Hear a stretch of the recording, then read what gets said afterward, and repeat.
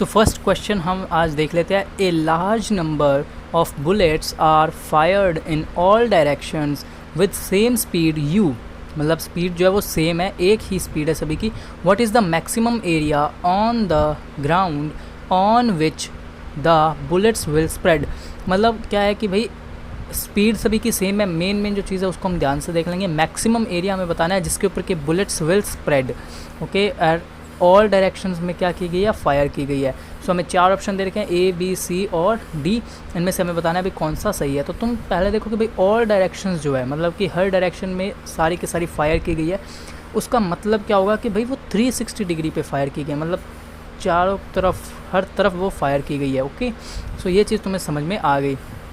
इसका मतलब क्या हुआ कि वो सर्कुलर है, मतलब एक सर्कल के अंदर जब हम फायर करेंगे तो वो 360 डिग्री में जाएगी। अब तुम कैसे इस तरह से कैसे फायर कर दो कि भाई एक स्क्वायर बना दो तुम ग्राउंड पे, ये तो पॉसिबल नहीं होगा। सो लेट करते हैं कि हमारे पास ये यहाँ पर एक फायरिंग मशीन है जिससे कि बुलेट्स जो वो फायर की जा रही हैं। सो ये फायरिंग मशीन आ गई। अब क्या होगा कि भाई ना जो मैक्स एरिया जो होगा वो क्या हो जाएगा, मैक्स हो जाएगा, मतलब आर मैक्स जो होगा हमारा रेंज होगा जो मैक्सिमम, उसी की मदद से हम मैक्सिमम एरिया फाइंड करेंगे। तो आखिर हम ऐसा कैसे करेंगे, क्योंकि जो आर मैक्स है वो भी मैं तुम लोगों को समझाता हूँ। जैसे कि देखो ये हमारा फायरिंग मशीन है, इससे एक बुलेट यहाँ से निकली और ऐसे जाके गिरी, फिर एक बुलेट निकली ऐसे जाके गिरी, फिर एक और बुलेट निकली इधर ऐसे गिरी, एक और ऐसे, एक ऐसे और एक बस ऐसे, मतलब ऐसे बुलेट्स गिरेंगी तो वो एक तरह से इस तरह से गिरेंगी, मतलब यहाँ से चलेंगी और यहाँ तक बुलेट आएंगी। तो ये जो चीज़ है, ये डिस्टेंस जो है ये उसका रेंज होता है, यानी कि उसने कितने रेडियस का सर्कल बनेगा, आर मैक्स का सर्कल बनेगा। आर मैक्स का हमें फॉर्मूला पता है भाई, u square by g sine 2 theta होता है। तो अब हम क्या करेंगे, इसको मैक्सिमम करना है। अगर हम इसे मैक्सिमम करना है तो हम क्या करेंगे भाई, साइन 2 थीटा जो है उसकी मैक्सिमम वैल्यू लेंगे। इस तरह से सर्कल बनेगा जिसका कि रेडियस होगा आर यानी कि रेंज। तो साइन 2 थीटा जो है इसकी मैक्सिमम वैल्यू चाहिए हमें। तो अगर साइन थीटा की मैक्सिमम वैल्यू 1 होती है, यानी कि थीटा की वैल्यू आ गई 45 डिग्री। तो आर की वैल्यू क्या आ जाएगी, यू स्क्वायर बाई जी, क्योंकि साइन 2 थीटा 1 हो गया। और अब हम क्या करेंगे, इस जो सर्कल जो है ये इसका एरिया फाइंड कर लेंगे। Area of circle is equals to pi r square. Formula होता है एरिया ऑफ सर्कल का फॉर्मूला होता है पाई आर स्क्वायर। तो pi u square by g का होल स्क्वायर, तो ये आ गया यू की पावर 4 जी स्क्वायर और पाई यू 4 जी स्क्वायर। तो ये हमारा कौन सा ऑप्शन सही है, तो ऑप्शन बी जो है हमारा वो एकदम सही है, pi u 4 g square. Okay, तो अब हम चलते हैं हमारे आज के सेकंड क्वेश्चन पे। सेकंड क्वेश्चन में हमें कह रहा है भाई two projectiles A and B are projected with same speed दोनों की सेम है, at angles 30 degree and 60 degree to horizontal, यानी कि हॉरिजॉन्टल जो है उसके साथ 30 और 60 डिग्री के एंगल पे हमने दो प्रोजेक्टाइल्स को प्रोजेक्ट किया है, A and B same speed के साथ। Then choose the wrong statement, इनमें से रॉन्ग स्टेटमेंट बताना है और जो सिंबल्स है उनका यूजुअल मीनिंग है। ठीक है, तो अब हम क्या करेंगे भाई, सबसे पहले हम फार्मूला लिख लेते हैं। भाई रेंज दे रखा है हमें, एच मैक्स दे रखा है, टाइम ऑफ फ्लाइट दे रखा है, तो इनके हम फार्मूला लिख लेते हैं जिससे कि हम आसानी से इसको बाद में सॉल्व कर पाएँ। सो हम क्या कर रहे हैं, टाइम ऑफ फ्लाइट का जो है उसका फार्मूला लिख रहे हैं, t is equals to u sine theta by g. H max का फार्मूला क्या होता है, u square sine square theta upon 2g होता है नीचे। ठीक है, अब हम लिख लेते हैं एच मैक्स का फॉर्मूला हो गया u square sine square theta upon 2g। अब हम लिखते हैं रेंज का formula, range R is equals to, इसका फॉर्मूला होता है, रेंज जो होता है उसका फॉर्मूला होता है u square sine 2 theta upon g. ठीक है, तो ये हमारे पास तीनों फॉर्मूला आ गए। अब हम क्या करेंगे, तीनों जो है इन चीज़ चार जो ऑप्शन है इनको हम धीरे धीरे करके चेक करेंगे। अगर हमारा एक भी इनमें से सही आ जाता है तो ऑप्शन डी जो है वो अपने आप एलिमिनेट हो जाएगा। तो अब हम धीरे धीरे करके इनको चेक करते हैं। तो सबसे पहले हम चेक करते हैं अभी एच मैक्स जो है उसको चेक कर लेते हैं। एच मैक्स का फॉर्मूला में दे रखा है यू स्क्वायर, इसमें तुम पहले देखो भाई एच मैक्स के अंदर यू 2 और जी, ये जो तीन चीज़ें ये तो कांस्टेंट है। अब यू जो है सेम स्पीड है, वो चेंज तो होने वाली नहीं है। ठीक है, और जी जो है वो यूनिवर्सल कांस्टेंट, मतलब यूनिवर्सल क्या पूरे धरती के लिए एक ही चीज़ है, और 2 तो हमेशा कांस्टेंट है ही। सो इसको हम क्या कह सकते हैं, एच मैक्स जो है उसको हम के साइन स्क्वायर थीटा लिख सकते हैं, क्योंकि के जो है ये तो कैंसिल हो जाएगा जब हम दोनों ए और एच बी को जब हम इक्वेट करेंगे तो ये तो कैंसिल हो जाएगा। सो हम लिख रहे हैं के साइन स्क्वायर थीटा। ठीक है, अब ये जो के वाला जो है इसमें हम एच ए जो है उसका वैल्यू फाइंड करेंगे, के साइन स्क्वायर थीटा ए के लिए कितना 30 डिग्री। तो इसको हम जब वैल्यू फाइंड करेंगे तो के साइन स्क्वायर 30 डिग्री जो होता है उसका वैल्यू आ गया 1/2 का होल स्क्वायर।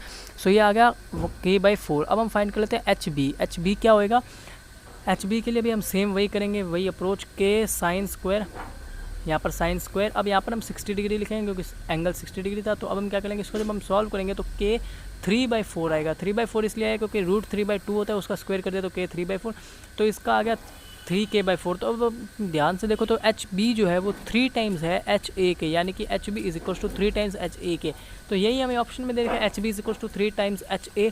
तो इसका मतलब ये जो चीज़ है ये करेक्ट स्टेटमेंट है, बट हमें क्या बताना है क्वेश्चन में रॉन्ग स्टेटमेंट, इसलिए हम क्या कहेंगे कि भाई ये वाला जो ऑप्शन है ये हमारा सही नहीं है, ठीक है, क्योंकि हमें रॉन्ग स्टेटमेंट बताना है ना क्वेश्चन में। तो ऑप्शन बी तो एलिमिनेट हुआ ही हुआ, साथ ही साथ ऑप्शन डी भी एलिमिनेट हो गया है। ऑप्शन डी जो हमारा भाई ऑल ऑफ दिस, तो वो भी एलिमिनेट हो गया क्योंकि सारे तो अब गलत हो ही नहीं सकते क्योंकि एक सही आ गया है। इसका मतलब अब हम क्या करेंगे, अब हम क्या करते हैं कि भाई अब हम जो हमारे बाकी के 2 जो ऑप्शन है उनको चेक करते हैं। ओके, सो हम रेंज जो है उसको चेक कर लेते हैं। रेंज जो है उसको लिख लेते हैं एक वाइट पेज पे।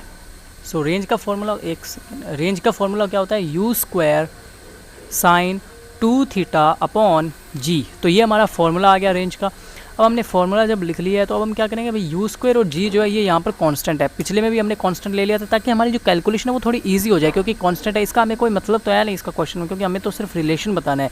तो इसको हम कांस्टेंट मान लेते हैं। तो हम क्या लिखेंगे, आर जो वो डायरेक्टली प्रोपोर्शनल हो गया साइन 2 थीटा के, या फिर तुम ये भी कह सकते हो भी R is equals to sine 2 के साइन 2 थीटा, वो भी चीज़ सही है। तो अब हम क्या करेंगे भाई, आर ए जो उसकी वैल्यू फाइंड करेंगे के।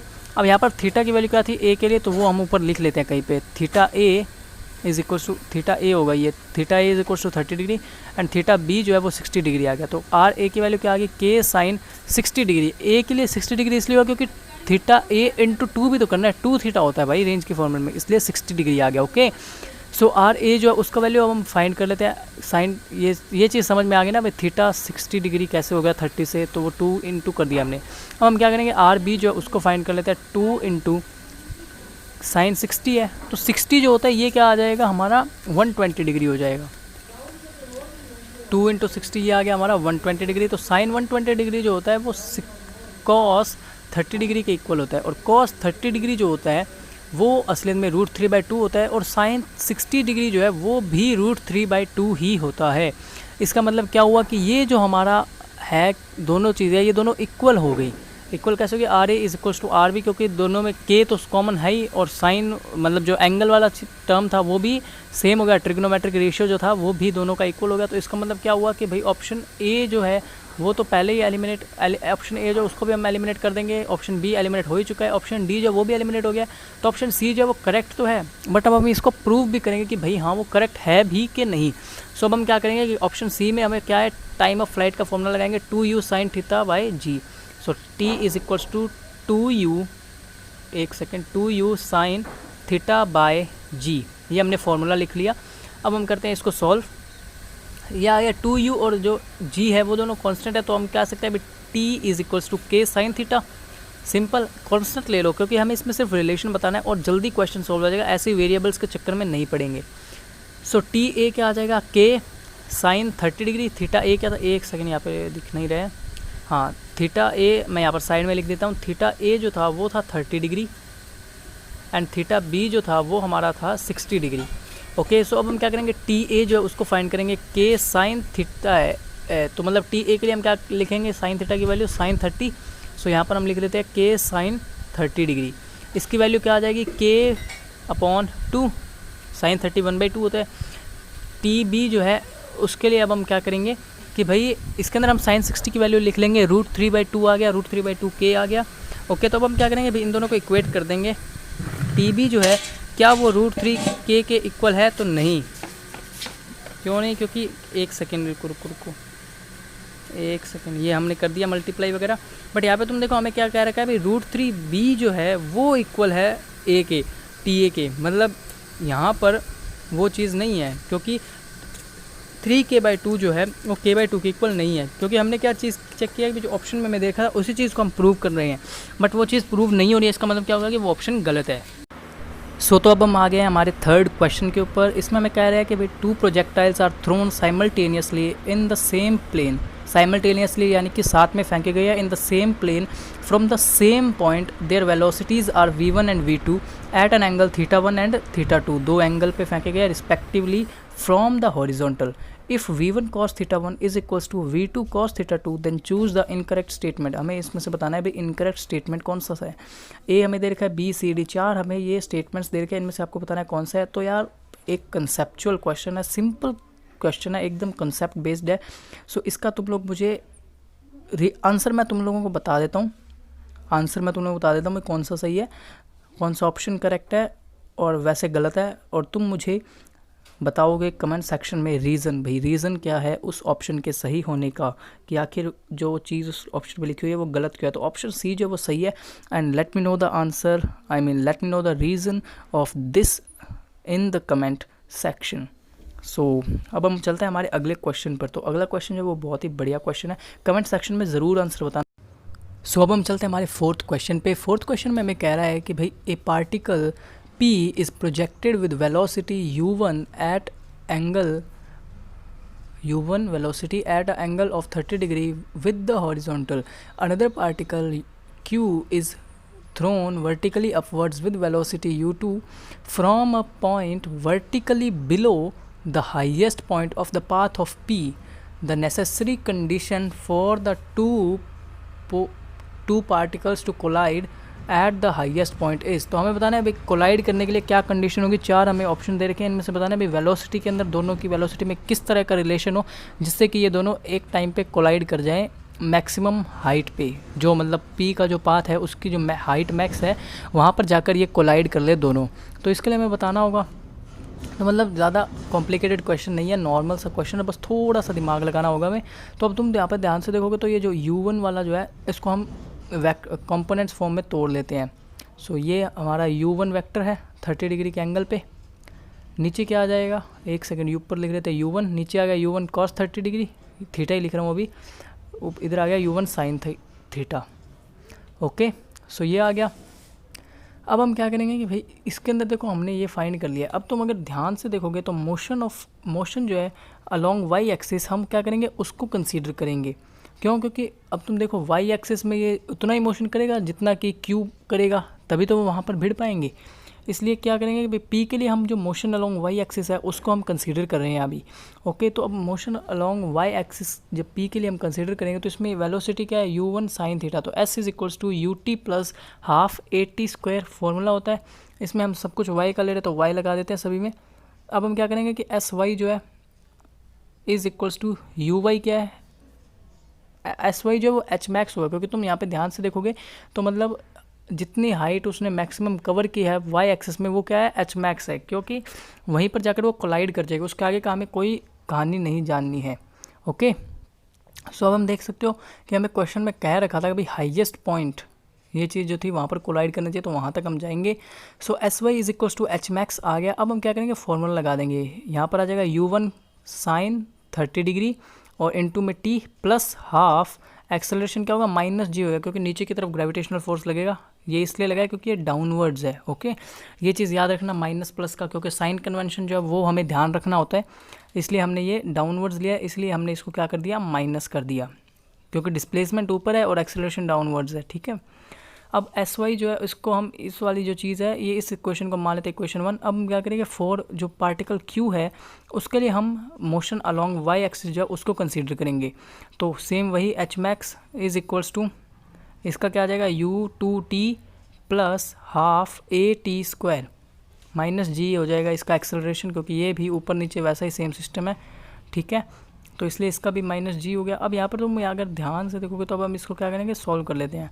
अब इसको हमने क्या लेट कर लिया कि भाई ये इक्वेशन क्या हो गई, इक्वेशन 2 हो गई। अब हम क्या करेंगे equation 1 is equals to equation 2 रख देंगे, क्योंकि दोनों में h मैक्स तो सेम ही है।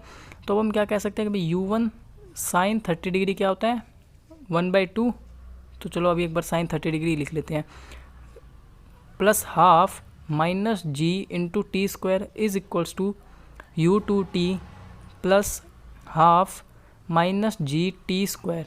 सो ये minus half g t square वाला तो ये पूरा का पूरा एक्सप्रेशन आपस में कैंसिल हो गई। यहाँ से तुम लोग देख सकते हो कि u1 sin 30 degree t is equals to u2t, t से t cancel, u1 sin 30 is equals to u2, तो u1/2 is equals to u2, ये क्या हो गया। तो भाई इसमें से अब हम ऑप्शन देखेंगे u1 is equals to twice of u2, मतलब जो u1 है वो डबल है u2 का, तो ऑप्शन बी जो है हमारा वो एकदम करेक्ट है, u1 is equals to 2 of u2। Okay, so उम्मीद करता हूँ तुम लोगों को ये क्वेश्चन भी समझ में आ गया होगा। अब हम चलते हैं हमारे अगले क्वेश्चन पर। सो तो अब हम आ गए हमारे फिफ्थ क्वेश्चन पे। फिफ्थ क्वेश्चन में हमें कह रहा है कि भाई two particles are separated at नहीं आएगा यहाँ पर, बाय आएगा। Two particles are separated by a horizontal distance x है उनके बीच का distance, as shown in figure.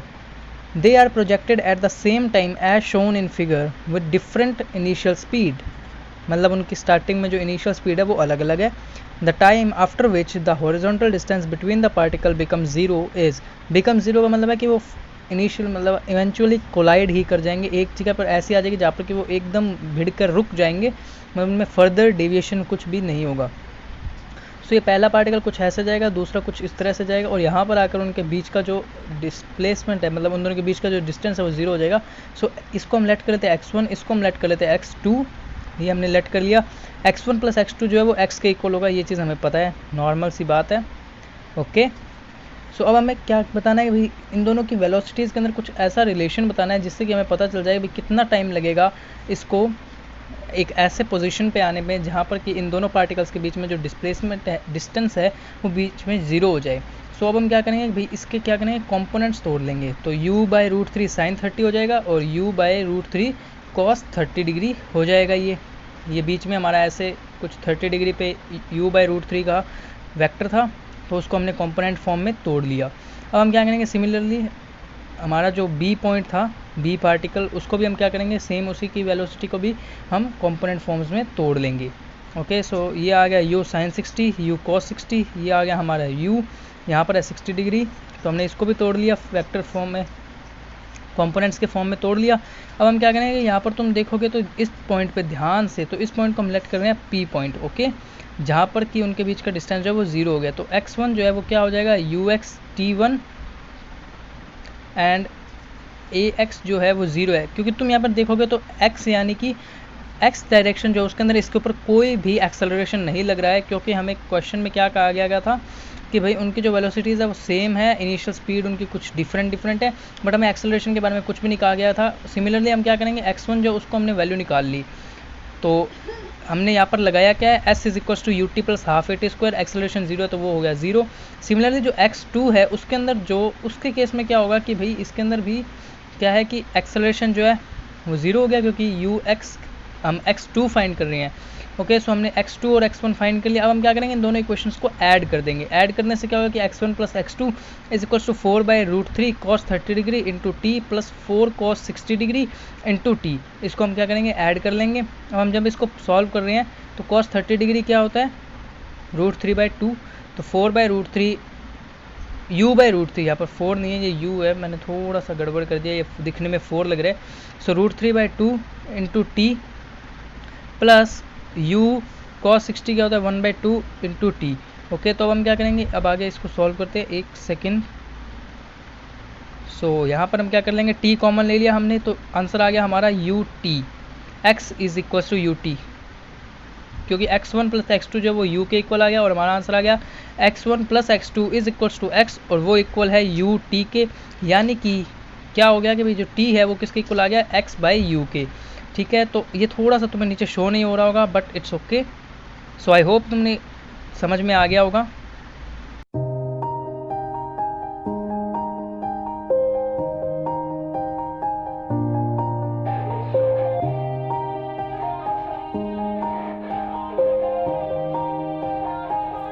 Yeah, everybody knows that I'm breaking down. Everybody knows I ain't faking now. Everybody knows my heart's